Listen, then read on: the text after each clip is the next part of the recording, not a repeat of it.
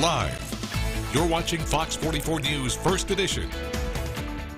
Taking a look at some national headlines this morning, several Bank of America customers say money was missing from their accounts on Wednesday with no explanation. The bank said it was a nationwide issue that involved the payment transfer service, Zelle. A recent report claimed there were nearly 200,000 cases of fraudulent transactions on Zelle between 2021 and 2022 involving more than $200 million.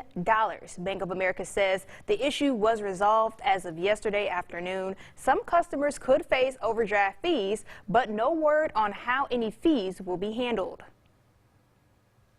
And today we could learn if charges will be filed for the 2021 fatal shooting on the set of Alec Baldwin's movie Rust. There have been questions to how live ammunition made it into a prop gun and whether proper safety protocols were followed. Baldwin claims he never pulled the trigger, but according to an FBI forensic report, the gun could not have been fired without pulling the trigger. The nation reaches its credit card limit today, and it could be just the start of a protracted battle on Capitol Hill.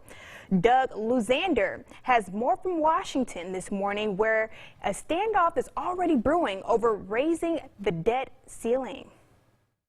But we have been here before, and even though today is technically the deadline, we have some breathing room if lawmakers in the White House can reach some kind of agreement.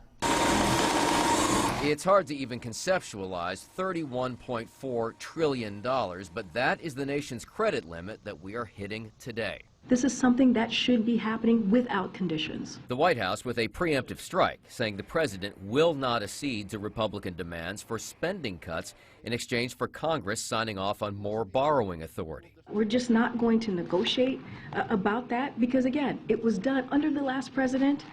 It was done 3 times, again, in a bipartisan way. If they want to play a game of chicken, we'll play a game of chicken.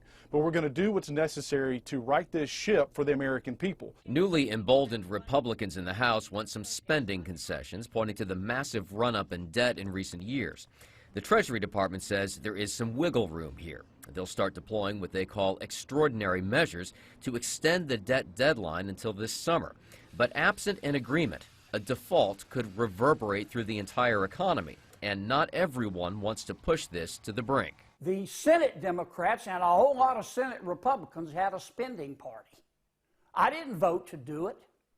I would have been happy with a couple of beers after work, but they wanted to have a spending party, and it wasn't just Democrats in the Senate. Those bills passed with a lot of Republican support. And this is going to be one of the first real tests to see if the White House and Republicans who now control the House can reach some kind of a deal. In Washington, Doug Luzader, Fox News. It was Doug Luzader reporting. Still to come this morning, another type of scam is going around sowing false hopes as utility bills continue to rise. We'll have the details coming up in today's Family Focus.